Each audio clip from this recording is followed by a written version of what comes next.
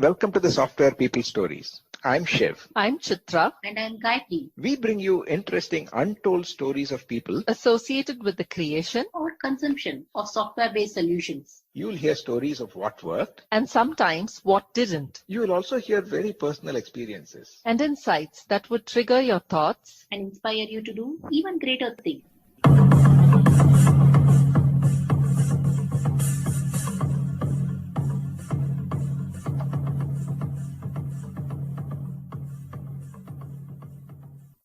In this episode, I'm in conversation with IT industry veteran Satyendra Kumar. Kumar shares the humble background that he grew up in and how he got into Delhi University based on his good academic performance, and when having to choose a job, took up a role with a defense agency.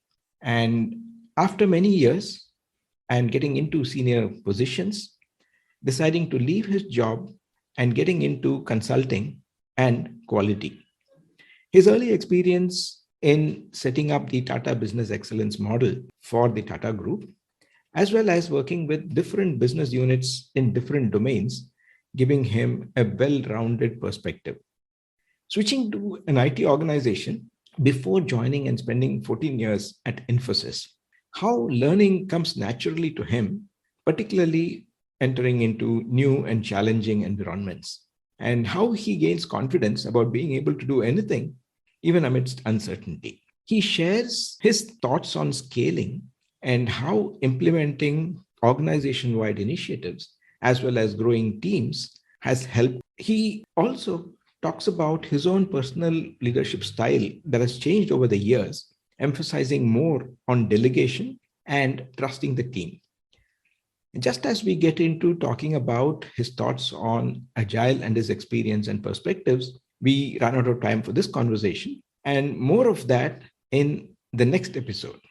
Don't miss that and do listen on. Hi, Kumar. Welcome to the Software People Stories. Hi, Shiva. Very nice seeing you after a long time. I've been waiting for this conversation for a long time, primarily because it has always been an intrigue in my mind, because we've known each other for a long time, as to how you've been able to navigate across different kind of organizations or different even domains, and had that focus. But instead of getting ahead of myself, we'll start with your origin story and how you got, what is the initial background, and then your association with IT, and maybe from there we can take it on. Yeah, so Shiva, it's a long story, but I'll try to make it as brief as possible. I come from very humble backgrounds. My father was in government service, so we used to go around here and there, and even got educated in village and very small towns. So having done that, fortunately, maybe something must be good in me that I got into Delhi University because my marks were good in schooling time. So, and that's where I did my BSc honors physics and masters, and also a few years research, but didn't complete it. Thereafter, I got into the job. I still recall the first, I was doing research and I had to quit because of personal reasons. Those years, my father had suddenly fallen a heart patient, so I had to pick up. Being the eldest, I had to pick up a job. Oh. So those years, I was not groomed up in a sophisticated environment, so I had no clue what I was doing. So I just saw UPSC government jobs, appeared for few and got few of them. I still remember that was probably the hardest decision of my life, when you have jobs like in meteorology department and a nationalized bank, and then in defense sector. I had no clue. What should I do? I knew that there is some criteria applied that I'm not good at accounting, and I definitely don't wish to be a weatherman. So left was the defense, and I had no idea what am I supposed to do there. So I got into that job. And since then, first many years, I worked with the government. I did reach to additional director level in Department of Electronics those days, which is presently called Ministry of IT. That was the time when I was aching to do something. I was restless to do something much more than what I was doing. And in spite of that, I had done many years in the government, and everybody said, no, you can't go anywhere now. You have to remain in the government, having spent so many years. And in any case, in a few years' time, you get a pension and so on and so forth. So, but I think the desire in me was so high that I came out, I started consulting. Those years, for some reason, I had picked up this quality thing, and it appealed to me. And thereafter, I started working with companies, and I worked for Tata's. I used to report to Ratan Tata for a brief period of time, and set up what is known in Tata as called Tata Quality Management Services. And a part of a team, I did the very groundwork and set it up, something called Tata Business Excellence Model in Tata's. And then there was another itch came that, I think I'm good in consulting. I can consult to people and organizations, because in Tata's I had access to virtually everybody, from Tata Chemicals to Tata Steel and TCS and so on and so forth. Though I think the government, my experience primarily was around the IT. But Tata's gave me, and partly answering your question, which you began with earlier, that this whole Tata's gave me that experience of understanding different businesses. So I spent quite a bit of time there, enjoyed my time there, few years. And then the itch came that, can I do it myself? It's nice to consult, nice to audit, nice to tell people. And that's where I joined first a company those years, an American company called IMR Global, which presently known as CGI. And from there, I don't know how I got into Infosys, and then spent 14 years there. I think that was my green field, in some sense, that where I learned the tricks of the trade. And I would say I enjoyed all that period. So that's how, in a nutshell, this is what in last few years, having retired from there, I thought I won't have any work, but work keeps coming. Different kind of companies. I do work with 5-star hotels. I do work with hospitals. I work with IT companies, etc., etc. So life goes on. Yeah, wonderful. I can't imagine you retiring anyway. Okay. So some things about your own transitions. If we start with that. First is from defense to the corporate world.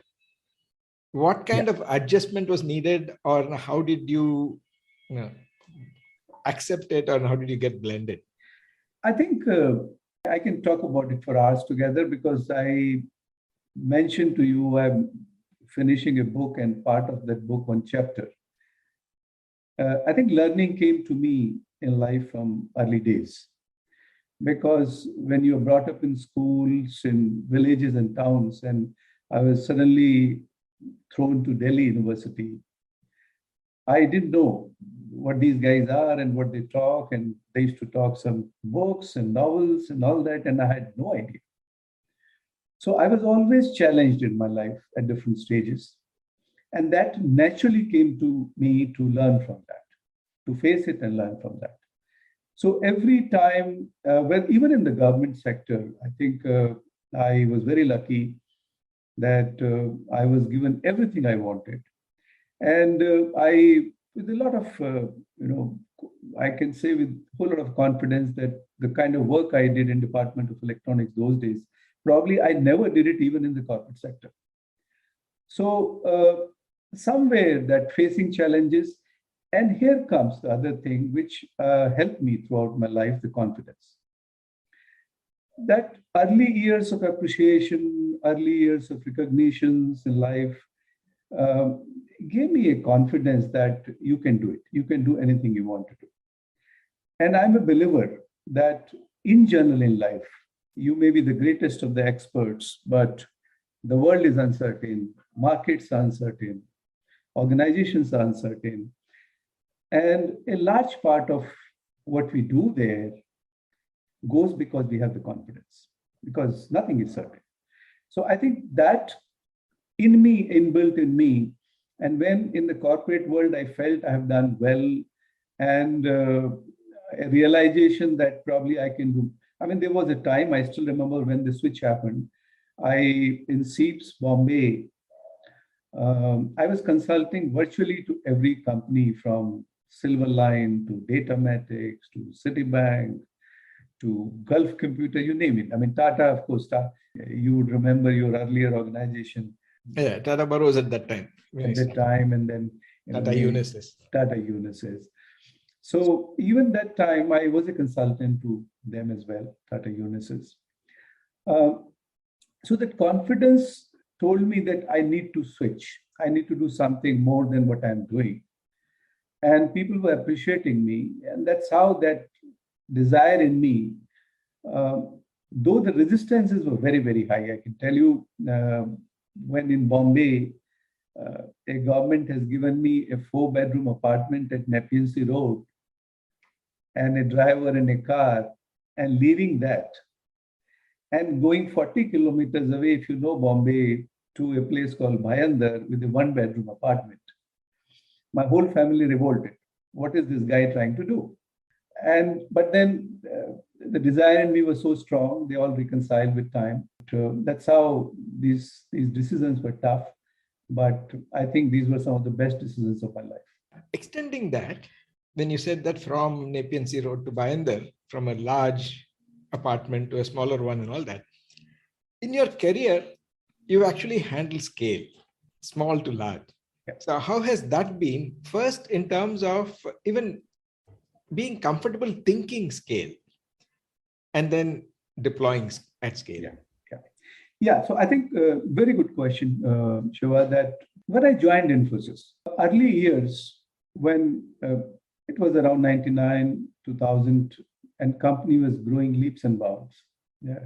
5,000 became 10,000 people, 10 became 20, and that's the kind of a company was growing. So naturally, the founding members, where I was designated as head of quality and so on and so forth, everything used to, if any problems, they will call me. What went wrong? How it went wrong? So that was one trigger that I have no choice but to figure out how do I ensure that so many people are joining. And fortunately, Infosys had a very good program in Mysore of 12 weeks.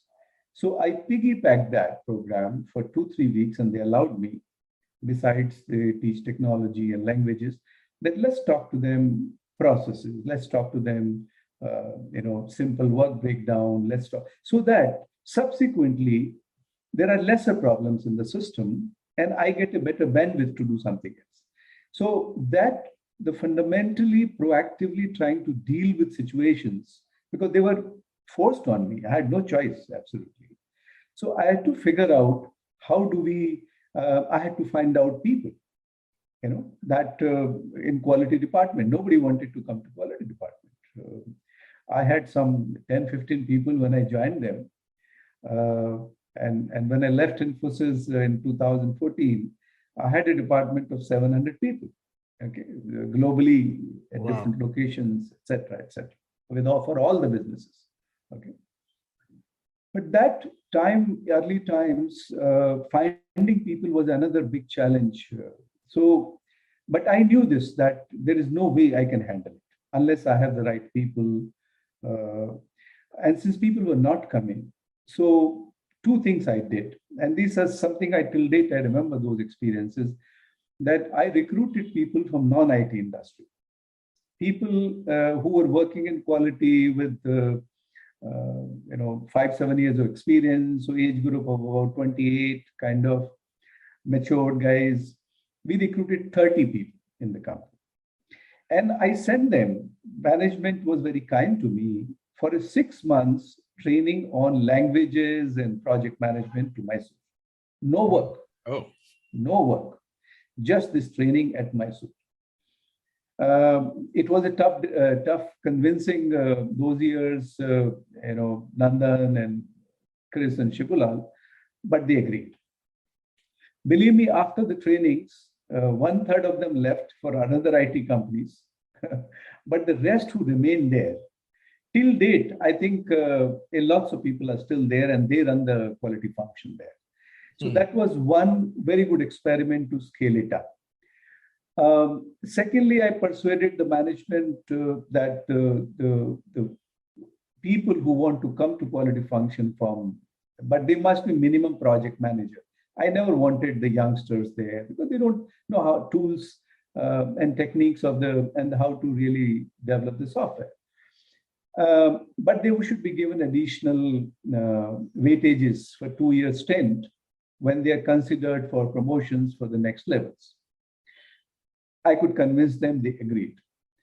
But I think the larger issue was that a realization which took me fairly good amount of time, 1 or 2 years, that I was the person till then, I felt I'm the best, and therefore, unless I see it, it cannot, anybody will do, but I have to see it. Because I didn't believe anybody can do better than, so I have to see it because I didn't believe anybody.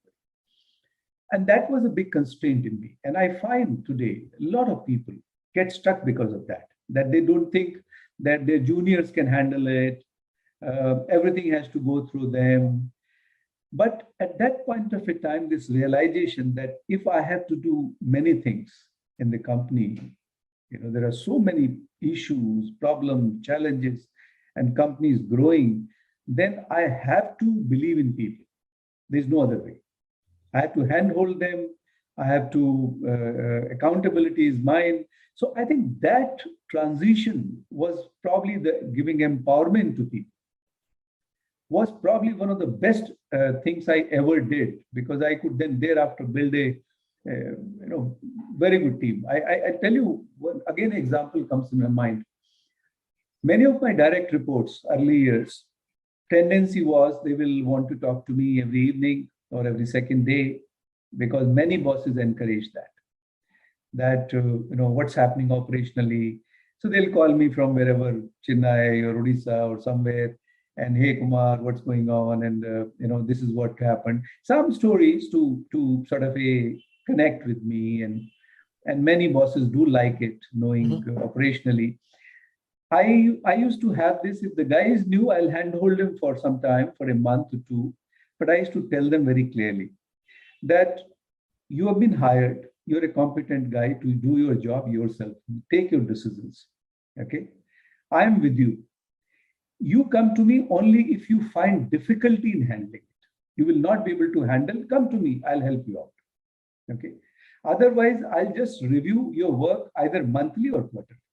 Your goal setting, I've done. So go ahead. And I think this small thing worked wonders in building people. They had to take the decisions. I didn't want to get involved in day to day. And somewhere, some of these small things led to larger scalabilities. Imagine my plight that my boss was Dinesh, direct boss, who was a founding member. But every day, either Nandan is calling me, or Narayan Murthy is calling me, or Shibu, they had completely different agenda. I can't tell them that, I cannot handle this. There's no way I can do that. Yeah. So, but for scaling, but for finding people whom you can rely on, help them, give them tools. And that's the only way. And I think over a few years of time, when I built those teams, my later part of my career, my wife used to complain to me, not complain, pleasantly. She'd say, how come you come back by 7 o'clock every day? Okay. So that was, I think, the ultimate for me, because of this whole game of building the right team and right people and picking them up, so on and so forth. A related question. Usually the process function is considered as an enabling function. But working with, at the risk of stereotyping, the IT folks and their respect for process, how did you address that, or how did you handle that or experience it? Yeah, I think that was some of the best things I did in Infosys, and I'm very proud of that. That because before joining Infosys, I had my clarity, because of various models and techniques over many years, I had gone through a much higher. And particularly when I worked with the variety of businesses in Tata's, from salt making to steel to floriculture to software. Those concepts became how businesses are run. What are the challenges of businesses came to me naturally, and I believed honestly that quality functions role. I think somewhere primary role till date, I believe, is not about uh, you know smaller issues. About is how do you impact the company for their business, and therefore how do you look at the larger picture rather than getting into the nuts and bolts. When I go to my CEO and CEO tells me that I'm having problem in a certain business, the client is unhappy about it, can you figure it out? I should have that capability to look at. So from the very beginning, some of these things, uh, I didn't want to submerge in smaller issues. I always, and therefore, sometimes when I ask quality guys, there is some time back, I did a workshop for CII for the senior quality guys, and I asked them a question: how many of you have met your CEO in last 6 months? You won't believe, not a single hand was raised. Oh. Okay, they says no, he's too high. Mhm. So the issue is most of them. And till date, I find that biggest grudge against the quality folks, process folks, is this, that they really don't understand business. Or they get too much enamored by the audit perspective. That is an easy game. So everybody loves to audit. Tell somebody else that what's the problem. Okay. So generally businesses hate them. They don't like them. Projects, people who are developing in IT world, they never like this guy so-called auditor. The quality guy's image is auditor. So when I joined Infosys, first thing I had to change that. That was the first thing I took. I remember with the people I had, and Infosys had a culture of logging data, day-to-day data of weekly level. How much did you spend your time? Data sheets were there, effort sheets were there, even that time. So I did an analysis of my 15, 16 folks who had, and I was surprised that 99% of the time, they were either doing compliance checks or being busy with the audits. Oh. Okay. This is what companies do. I mean, they sit with the project, they find out what's going wrong. Okay. So I set up a goal that in 3 years, about 70% effort should be in ensuring that their solutions are found for their problems, not just enabling. Enabling is only one piece of it. Okay, we have to maybe it's a facilitation job, but we need to ensure the solutions are found. Okay, and the 30% could be on compliance and audits areas. So that was one piece, changing the mindset of the quality folks itself. That is the biggest problem, because most of my team virtually went against me those early years. They said, this guy doesn't understand quality. Okay. The second issue was that I could convince, it took me 2 years, the board members, that businesses, if I have a goal of 10%, throughout my career, Narayan Murthy had one goal for me, and every founding member or the senior member had some goal, 5, 6 goals I used to have. But one goal was productivity improvement by 10%. Now, this productivity improvement, I'm a process function, quality function. How do I do it? I can design better processes. I can ensure better overseeing of the projects, raising alerts on them, doing a great analysis on the projects, so on and so forth. That's the only thing I can do, but that's not sufficient unless the businesses themselves want to improve it. So I had to bring that pressure that a business unit head must have the goal what I have. So if for a particular business unit, I'm supposed to look at a 10% goal of productivity improvement, that business unit head also should have 10%. Okay. And therefore, over 2-3 years, in short, board got convinced with my regular presentations. I was not a guy who was easy for even for a board, because I could give them data and information, so they would hear me. They said, yeah, he is right. So let's fix this goal for the all business unit heads. So over years, 3 goals used to be fixed, which I used to prepare for each business unit, depending on their past performance, depending on future expectations, productivity for each business unit, customer satisfaction, and third, the delivered quality. Okay, whichever way you measure. If you measure number of defects, whichever way you want to measure. And these 3 goals, the board had variable pay concept in Infosys. And out of the variable pay, which was 50%, 30% will come from these quality goals, productivity and quality. Okay. The day that happened, it took 2-3 years to get that done. Businesses used to chase me.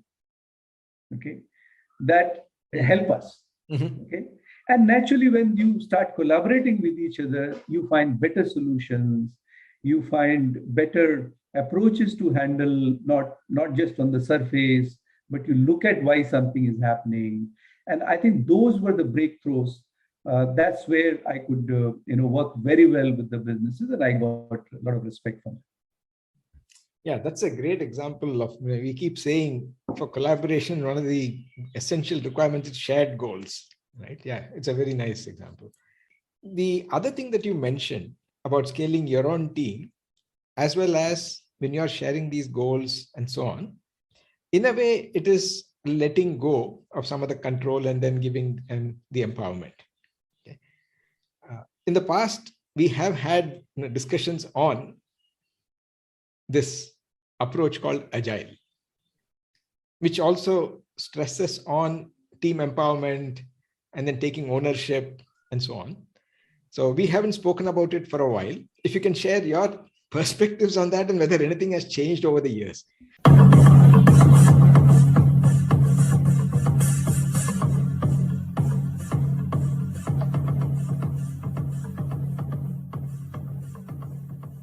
We thank Siddharth for the music and Anita for promoting the Software People Stories. If you like this episode, Please subscribe on your favorite podcast client. And spread the word in your network. if you'd like to share your story, Contact us at podcasts@pm-powerconsulting.com.